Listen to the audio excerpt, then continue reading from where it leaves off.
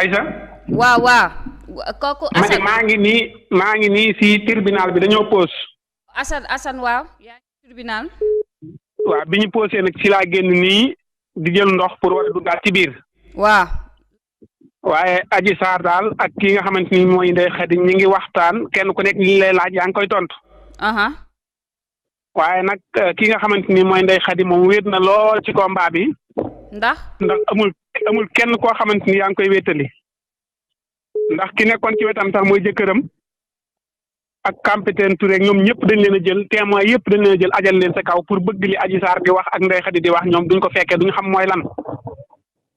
waaye Ndeye Khady ay awakaam biñ ñaanee ramba ndax xam ngeen ni dafa ëmb ñu ni leen fii ramba amu fi ñoom ñëpp dañoo bàyyi bu soo Adji Sarr kii awakaay Ndeye Khady yi ak awakaay Sonko ñoom ñëpp dañoo ànd génn saal bi bu yàgg ba tey waaye Ndeye Khady moo ko assuré lépp luñ ko laaj rek tontu na ci lam sa war a tontu bu dee lu mu war a guddal mu guddal bu dee lu mu war a gàttal mu gàttal léeg-léeg sax mu dal ci kaw siis bi ni ko respecté ma bu fi tuddaat sama jëkkër.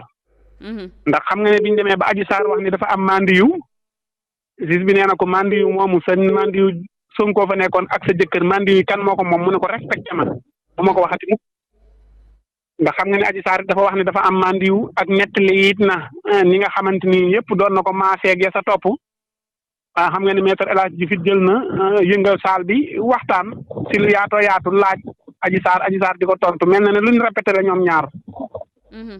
mais daal li ko xawoon na kii daal li nga xam ne xaw naa ko si kii daal mooy avocat yi nga xamante ni mooy Ndeye Khady war koo taxaw ñaan rek ñu bañal leen ñu génn dem wërta demee noonu ndax buñ ñaanee ñu génn dem bu fekkoon Ndeye Khady day mën a génn dem du garaaw waaye ñun buñ génnee dem Ndeye Khady moom moo fay def ñoom kott di tontu nga xam ne léeg-léeg sax dañ koy laaj dara mu ne laaj leen ko sama avocat bu fi sama avocat nekkoon métti na toog mais macha allah daal am na solo nit ñaa ngi fi génn nañ ñu ngi nii di waaj di duggaat. waa Assane balaa ngay duggaat waaye lu am solo la Assane balaa ngay duggaat vidéo yi nga xamante ni ñu ngi ko doon xaarandi foofu vidéo yeeg audio yi naka la mujjee.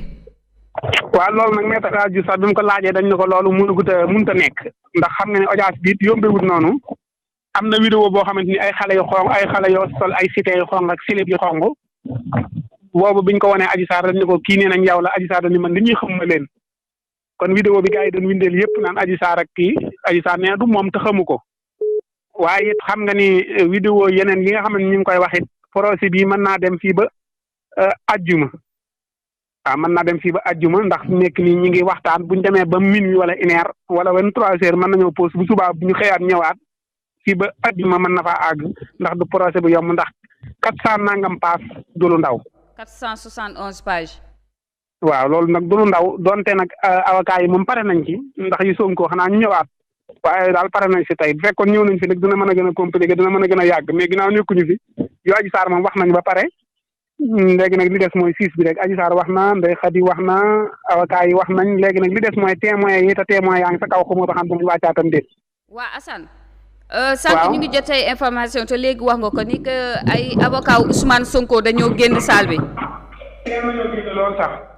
ndax ramba lañ ñaan lan moo waral génn bi waa. waaw dañoo ñaan ramba ñu bañal leen ko ñu génn waaye nag yu Ndeye Khady Ousmane Sonko moom comme que nekku fi man d'accord naa ay awakaam dem d'accord naa lu ñu àtte baax na mais Ndeye Khady mu fa toog ay awakaam dem bàkk fa jëkkëram ñu jël aj ko mel moom dong mu ne fa ñu koy laaj ay laaj yu metti wax dëgg yàlla awakaam waroon nañ koo jege. fii si salle bi moom ñu koy laaj. waaw ay laaj yu metti lañ koy laaj te yëpp mi ngi koy tontu bu gëstoo du gis kenn.